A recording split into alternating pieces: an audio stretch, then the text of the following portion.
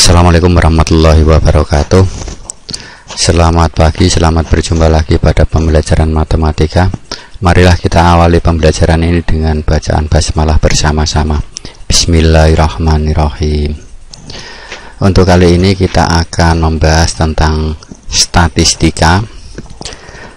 Dalam hal ini kita akan membahas tentang cara penyajian data. Untuk mengenal data, kita harus tahu dulu tentang pengertiannya. Jadi data itu adalah sekumpulan keterangan atau informasi yang diperoleh dari suatu objek atau kejadian atau bersumber dari narasumber. Misalnya, data tinggi badan dari sekelompok siswa adalah sebagai berikut: 160, 155, 157 dan seterusnya sampai 159. Nah, keseluruhan ini disebut data. Keseluruhan ini disebut data tinggi badan dari sekelompok siswa. Sedangkan masing-masing ini 160, 155, 157 dan seterusnya, ini masing-masing ini disebut dantum. Kalau seluruhnya itu disebut data, sedangkan kalau berdiri sendiri satu persatu ini disebut dantum. Agar memperoleh data sesuai dengan yang diharapkan, yaitu dengan efektif dan efisien, itu ada 3 cara untuk memperolehnya, yaitu yang pertama dengan wawancara atau interview. Wawancara atau interview itu adalah cara pengumpulan data dengan mengajukan pertanyaan secara langsung kepada responden atau narasumber. Jadi memberikan pertanyaan secara langsung dengan ditanya. Jadi mendatangi narasumber atau yang disebut dengan responden. Misalnya data tentang keadaan dan kondisi suatu keluarga yang tinggal di daerah perkotaan yang sangat padat dan satu keluarga yang tinggal di daerah pedesaan. Jadi kita datangi, kemudian kita tanya. Ini cara memperoleh data dengan wawancara atau interview. Cara yang kedua yaitu data dapat diperoleh dengan kuesioner atau angket.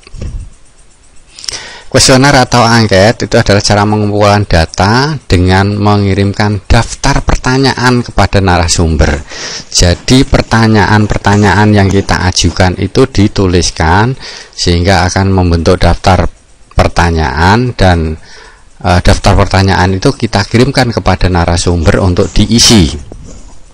Nah, itu dengan cara angket atau kuesioner. Contohnya, untuk mengumpulkan data tentang acara televisi yang disukai dan yang tidak disukai oleh masyarakat, kita bisa membuat angket yang berisi pertanyaan-pertanyaan yang berkaitan dengan acara televisi yang disukai atau yang tidak disukai. Kemudian cara memperoleh data yang ketiga itu dengan observasi atau pengamatan, yaitu cara pengumpulan data dengan mengamati objek atau kejadian. Jadi misalnya data tentang tinggi badan dan berat badan siswa dalam satu kelas. Ini dapat kita lakukan dengan pengamatan dari kegiatan pengukuran. Kita lakukan pengukuran tinggi badan dan berat badan masing-masing siswa. Jadi kita lakukan pengukuran secara langsung. Ini cara memperoleh data dengan observasi atau pengamatan. Jadi kita catat apa yang kita peroleh data itu. Selanjutnya, untuk memperoleh data, ini data terbagi menjadi 2 cara memperolehnya. Itu ada data primer dan data sekunder. Data primer itu adalah data yang diperoleh secara langsung dari narasumber. Misalnya data banyaknya anggota keluarga dengan melakukan wawancara dari sumber data. Kita lakukan wawancara langsung kepada narasumbernya. Contoh lain, misalnya data mata pelajaran yang disukai, itu dengan kita memberikan angket kepada siswa pelajaran apa yang disukai. Kemudian contoh yang lain, data tinggi badan dengan melakukan pengukuran tinggi badan. Nah, ini data yang diperoleh itu disebut dengan data primer, jadi langsung dari sumbernya. Data sekunder itu adalah data yang diperoleh secara tidak langsung, yaitu diperoleh dari pihak lain. Misalnya contohnya data tentang nilai kurs rupiah itu diperoleh dari Badan Pusat Statistik, tidak langsung kepada yang bersangkutan narasumber. Jadi narasumbernya di sini adalah Badan Statistik. Badan Statistik ini sudah punya catatan gitu. Kita tinggal mengambil catatannya. Kemudian contoh lain itu data banyaknya siswa MTS dalam suatu kota atau kabupaten. Ini diperoleh dari kantor Kementerian Agama kabupaten atau kota. Jadi tidak kita datangi satu persatu, enggak ya. Jadi kita tinggal mengambil data dari kantor Kementerian Agama. Kemudian data banyaknya penduduk pada suatu desa, ini kita peroleh dari data kelurahan setempat. Tidak perlu kita menghitung secara langsung. Kemudian secara umum ya, setelah kita peroleh data, tentunya kita akan menyajikan data tersebut agar mudah untuk dibaca orang. Data-data itu kita sajikan. Nah, ada dua cara penyajian data, yaitu dengan menggunakan tabel atau daftar, dan cara yang kedua dengan menggunakan grafik atau diagram. Nah, ini nanti kita satu persatu kita bahas. Yang pertama, kita akan menyajikan data dalam bentuk tabel. Nah, bentuk tabel ini juga ada bermacam-macam ya, ada bermacam-macam. Bentuk tabel yang pertama itu disebut tabel baris kolom, yaitu tabel yang digunakan untuk menyajikan data yang terdiri dari beberapa baris dan satu kolom saja. Contohnya ini, penjualan mobil perusahaan X pada periode 2010 sampai 2015 itu disajikan dalam bentuk tabel ini. Ini ada beberapa baris, tapi hanya ada satu kolom. Ini datanya di sini. Ya, datanya di sini. Hanya ada satu kolom datanya. Maka disebut tabel baris kolom. Kemudian yang kedua itu tabel kontingensi. Itu tabel yang digunakan untuk menyajikan data yang lebih dari satu kolom. Misalnya tabel jumlah siswa menurut jenis kelamin. Kita tahu bahwa jenis kelamin itu adalah pria dan wanita. Jadi ada dua kolom. Nah, dua kolom datanya ini. 7A pria 13 orang, wanitanya 17 orang. Nah, ini datanya di sini, ada dua kolom. Ini disebut dengan tabel kontingensi. Cara yang ketiga, macam yang ketiga itu adalah tabel distribusi frekuensi. Tabel ini digunakan untuk menyajikan data yang dibagi menjadi beberapa kelompok. Misalnya, tabel nilai ulangan siswa kelas 7K. Nah, jadi di sini karena rentang nilainya itu cukup jauh, ya. Kalau kita satu persatu kita tuliskan itu membutuhkan baris yang yang cukup banyak, maka kita kelompokkan. Nilai 51 sampai 60 itu ada 5 orang yang memperoleh. 61 sampai 70 itu 8 orang, 71 sampai 80 10 orang dan seterusnya. Ini disebut tabel distribusi frekuensi. Sebagai contoh, jika diketahui data nilai ulangan harian dari 20 siswa adalah sebagai berikut. susunlah data tersebut dalam tabel distribusi frekuensi. Nah, sekarang cara menyusun atau membuat tabel distribusi frekuensi yaitu dengan pengelompokan tadi. Maka kita identifikasi dulu di sini data yang terkecil berapa, data yang terbesar berapa. Kita cari dulu. Jadi dari data itu, data yang terkecil adalah 57.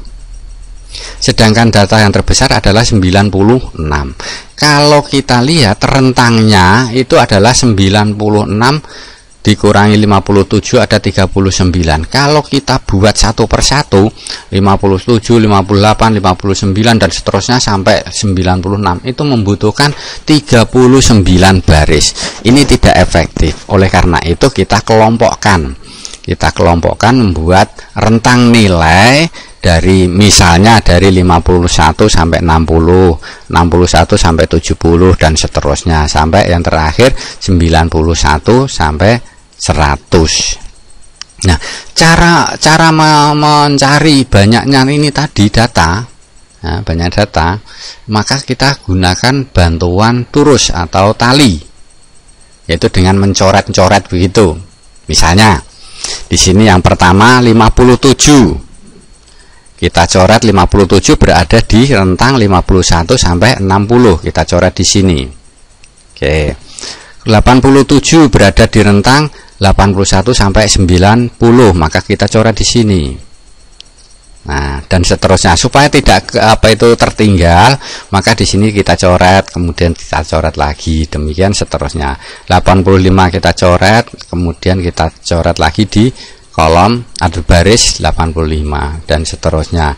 75 kemudian di situ, 60 di rentang itu, 95, 85 dan seterusnya. Demikian seterusnya sehingga tidak ada satu data pun yang tertinggal atau tidak termuat di dalam daftar distribusi ini. Kalau sudah 5 maka kita kelompokkan, kita coret begini biar mudah untuk menghitung nanti. 87, 78 ini sudah 4 kita coret gitu. Kemudian 90 kita tambahkan 90. 95 kita tambahkan, kemudian 65 kita tambahkan, 60 kita tambahkan ke situ. Nah, di sini sudah semua data yang ada di sini sudah termuat.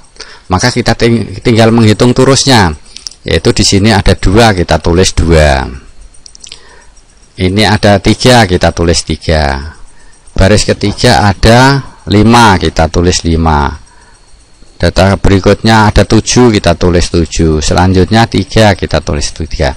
Terus kita jumlah ini, kita jumlah ada 20.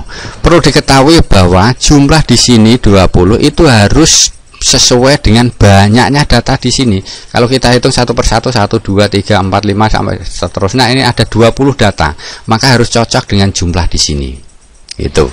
Nah, inilah yang disebut dengan data atau daftar distribusi frekuensi. Nah, itu tadi cara menyajikan data dengan menggunakan tabel. Untuk berikutnya, pertemuan berikutnya kita akan berbicara atau membahas tentang menyajikan data dengan menggunakan grafik. Untuk itu ini kita coba dulu membuat daftar tabel distribusi frekuensi seperti yang telah kita bahas dalam contoh tadi. Ada 2 latihan soalnya, dicoba agar kita bisa memahami apa yang kita bahas pada kesempatan kali ini. Demikian anak-anakku, pertemuan kali ini semoga bermanfaat untuk kita semua, dan kita akhiri dengan bacaan hamdalah bersama-sama. Alhamdulillahirabbil alamin. Kurang lebihnya saya mohon maaf. Assalamualaikum warahmatullahi wabarakatuh.